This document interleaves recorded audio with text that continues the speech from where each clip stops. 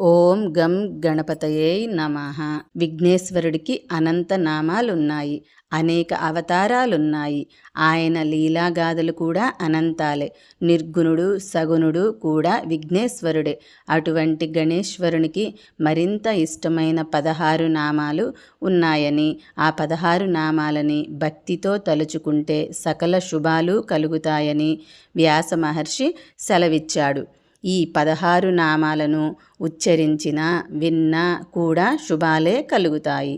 అందున విద్యారంభ సమయంలోనూ, వివాహ సమయంలోనూ, ఎక్కడికైనా వెళ్తున్నప్పుడు, లేక గృహాదుల్లో ప్రవేశిస్తున్నప్పుడు, యుద్ధ సమయంలోనూ, ఇంకా సర్వకార్యాల్లోనూ ఈ నామాలు ఉచ్చరించిన వానికి, విన్నవానికి విఘ్నాలు తొలగిపోతాయి. ఆ నామాలను గురించి విడివిడిగా తెలుసుకుందాం.